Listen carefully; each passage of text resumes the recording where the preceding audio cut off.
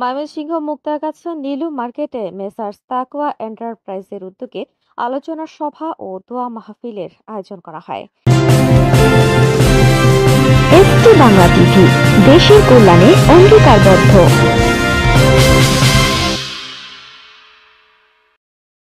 ST Bangla TV report করেছেন মুক্তাগাছা প্রতিনিধি শহীদুল ইসলাম।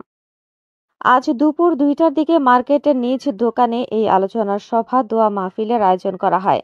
অনুষ্ঠানের প্রধান অতিথি হিসেবে উপস্থিত ছিলেন মীর আলী তালুকদার। এ সময় সভাপতি হিসেবে উপস্থিত ছিলেন মাওলানা নূর হোসেন মুহতামিম জামিয়া দারুল উলুম মহিলা মাদ্রাসা।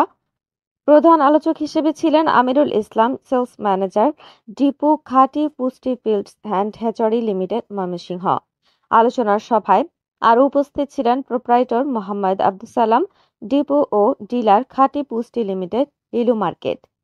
আমিরুল চাষিদের চাষের ক্ষেত্রে বিভিন্ন ধরনের সুবিধা ও অসুবিধার দিক নির্দেশনা নিয়ে কথা বলেন। তিনি বলেন, একজন আদর্শবান চাষি হতে হলে করণীয় হচ্ছে ভালো পুকুর, ভালো খাদ্য, আদর্শ খামারি হতে হবে। তিনি আরও বলেন, একটি আদর্শ পুকুরের বৈশিষ্ট্য হল আলো বাতাসের পর্যাপ্ত ব্যবস্থা থাকা, বাহির বা ভিতরের পানি আসা যাওয়া না করা, পুকুরের খাদ্য কেমন, পুকুরে গ্যাস হয় কিনা, পানির উচ্চতা সহ আরও বেশ কিছু দিক নির্দেশনা তুলে ধরেন। উক্ত অনুষ্ঠানে উপস্থিত ছিলেন আব্দুল আজিজ মেম্বার, আনিসুর রহমান ফরাজি, মাওলানা শহীদুল জুবাইরুল হক তালুকদার, হাবিবুর রহমান লিলু, বাবুল মিয়া, ইসমাইল হোসেন সহ শৈলচাপড়া, কালীবাড়ি, ঝনকা বাজারের সর্বস্তরের মৎস্য চাষী ও বিভিন্ন খামারিগণ। আমিরুল চাষীদের বিভিন্ন ধরনের সুযোগ সুবিধা দিবে বলে অনুষ্ঠান শেষ করেন। আচ্ছা, ঠিক আছে।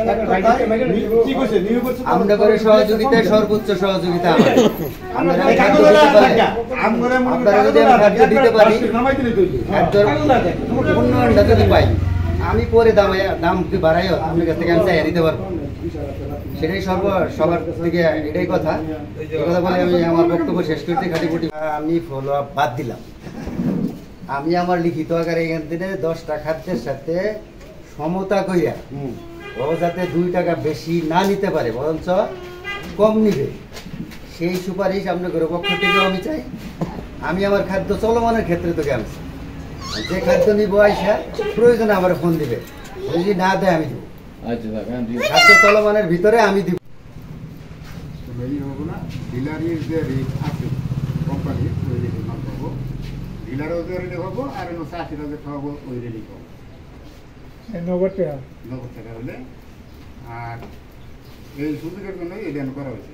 আর খাদ্যর মানও যেটুকু দেখতেছি খারাপ না, ভালোই, যেমন বীজ ভালো হইতেছে।